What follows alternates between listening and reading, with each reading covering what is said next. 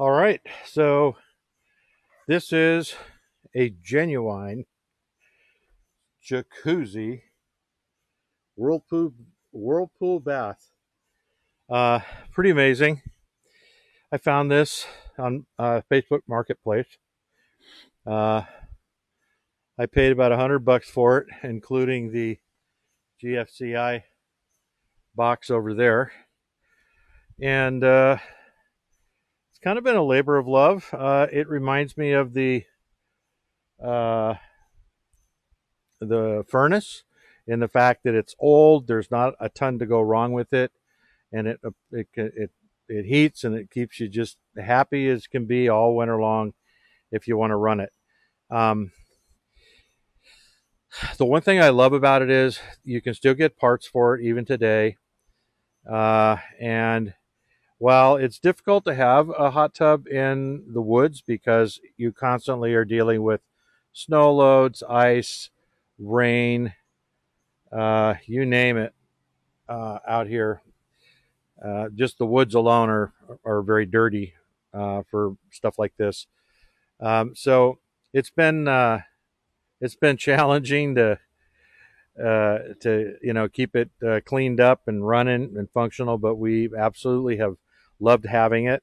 I rebuilt it when I got it, and I took everything off the sides, checked everything for leakage. Um, and I only had one goof up one season, and it actually wasn't my fault. Um, I I had the jacuzzi running.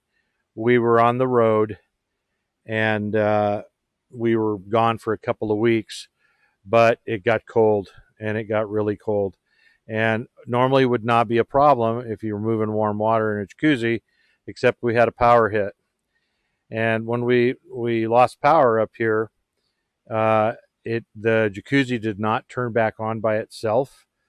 And so when that happened, uh, as you can imagine, it didn't take long for that hot water to cool down into cold water, and it cracked on the back side back there, cracked a bunch of pipes open for me.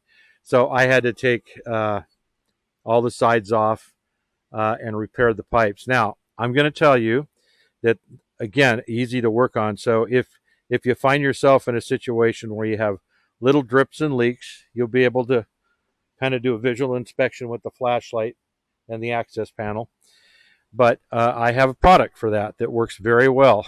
They Every spa in the world is leaky. I wouldn't don't let anybody tell you otherwise. They all leak. Even the $20,000 ones leak.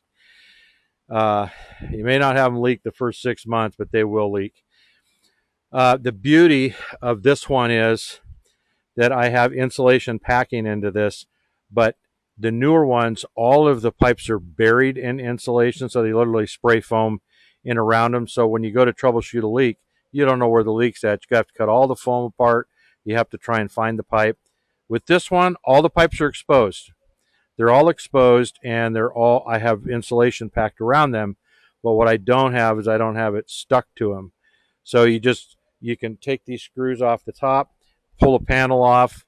If you think you know about where the leak's at, you can find the pipe. If the pipe is actually burst, you can just cut it out and put in a replacement for it. Any Home Depot or Lowe's has your parts. And that's what I did on the back side. I also decided to replace a jet over there. You can see one of the jets. I don't know if you can actually see it, but the one over there is white as opposed to these kind of being cream. I actually replaced that jet because I just wanted it to work better. And so I ordered one. It didn't cost much. But the main thing to remember about the spa is if you're going to run it for the winters, you got to commit. So you got to keep it going. You can't leave and come back on it because it will blow up on you in a minute because it gets so cold up here. The last couple of years, I've decided that we didn't have family coming up here as much, and so it made sense for us not to run it all winter long. So I always winterize it at the end. We're already dropping down into the mid 40s in the morning, and so probably get another good 4 weeks, and then I'd have this thing drained completely out. And I leave the drain open just to let it to continue to air out. When I've done that, I've never had any problem with bursting pipes. I just close the drain in the springtime. I wipe it all out, clean it all out on the inside, close the drain, fill it up with water. It takes 300 gallons of water. You know where the water fill is at. There's that the hose bib I showed you coming off the water softener in the shop. So you know where to get the water from to fill this. And then I just use, when I top it off, I just use well water. And I'll show you the testing kits and chlorination tablets and all that stuff in just a second. But for starters, I just want to kind of show you how this works. So normally what's going to happen is, this is a GFCI breaker, so this is going to be in the off position for winterization. You're also going to shut the 50 amp breaker off. That's the very top left breaker on the distribution panel in the shop. That will secure all the power here, and then with it completely drained and the top on, you're good to go for winterization. It doesn't matter if there's a little bit of water in the bottom. I usually leave that because there's enough room for it to expand. So I don't worry about that. And I've not had any problems with it in the 9 years that we've had it. This top, I think that's the Achilles heel of any spa up here in Alaska, especially one in the woods. So I've replaced the insides. You can get, you get the foam board. It's real cheap, but you get the foam board at Lowe's. You stick it in there, and it does a good job of keeping it warm, especially during the colder temperatures.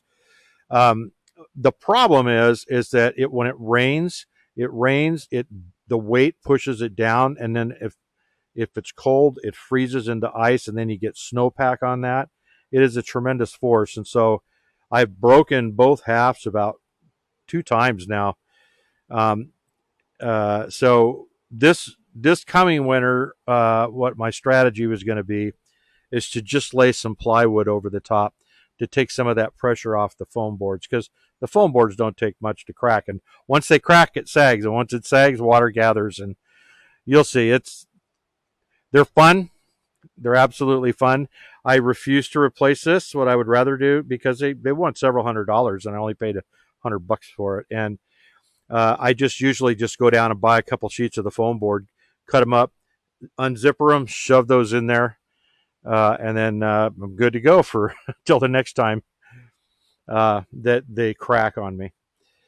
All right, so once when you're turning it on for the springtime, and you're getting ready to use it, you're going to go to the breaker, turn the 50 amp breaker on in the shop. Then you're going to come over here and you're going to turn this breaker on. Your GFCI provides 220. That'll time out. You'll see it go down to 0. And then it says Econ. So there's 2 modes for this. Over here is your temperature up and your temperature down. This is Econ. This is your economy mode. So there are 2 modes of operation for this spa. There's the standard mode, which is when you're actually using it, and then the economy mode. The economy mode will drop it down to a lower temperature, and it'll turn one of the pumps off, so you're only running 1 pump every now and then at a lower temperature. So this conserves on electricity to run it. So up here, you will see I just pushed this button, and you'll notice that here it went, you see here it's econ mode, and it's telling me 91 degrees. And now I push it to standard. And now I can adjust this temperature to what I want it to be. And I will tell you, 102 is about all the hotter you want it, because after about 15-20 minutes, it gets pretty warm to be out here. When you're in the econ mode, you basically have 1 level for the jets. When you're in standard mode, then you can come over here, and there's three settings for this guy: off, low, and high. So that's low, what we have right now. Here's your high. And then you also have an adjuster here. It's just kind of an additional water feature. I like to leave it on.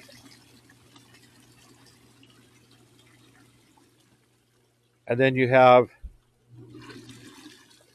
an econ. Well, it'll take a second. It has to flip down. It'll actually go in the off mode. Uh, this middle button right here on this particular model has no function. This is the light. So there is a light. Very difficult to see, but down in the water you can see the blue disc down there. It's actually on right now. Now it's off. It doesn't look like much, but when it's on at night, it really lights this whole thing up pretty cool. The other thing you really want to pay attention to is a line right here. It's your fill line. You always want to be up on that line because you don't want the water to get below these jets and for these jets to run dry, because then the pumps run dry, and then when the pumps run dry, you know what happens after that. You have two pumps in this system. One is the low, and then both of the pumps firing is the high. And I don't know if you can see it. I can show you one for sure. One pump is right here, and then back over there is the other pump. These are the brains right here. And then down below on the left side, you're going to see, I don't know if you can see it back there, there's a red handle down there. That red handle is the drain. So what I usually do is I'll come out the hole here on the side. There's just enough room to slip a hose through there.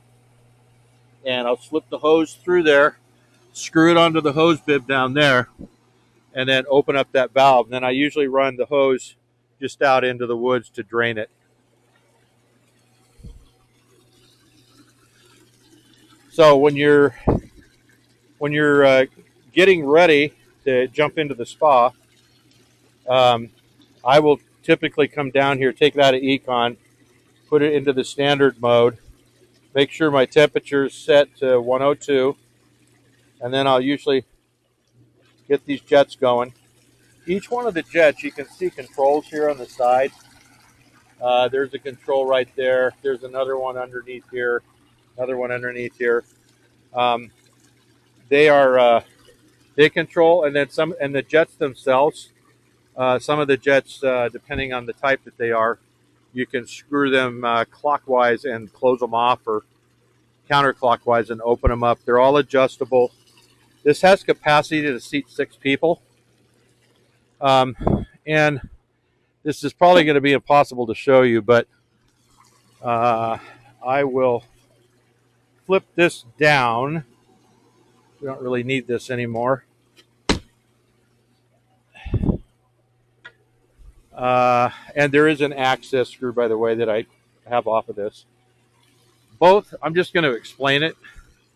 Both of these sides, let me just give it a try, see if I can do it. Both of these sides flip to one side.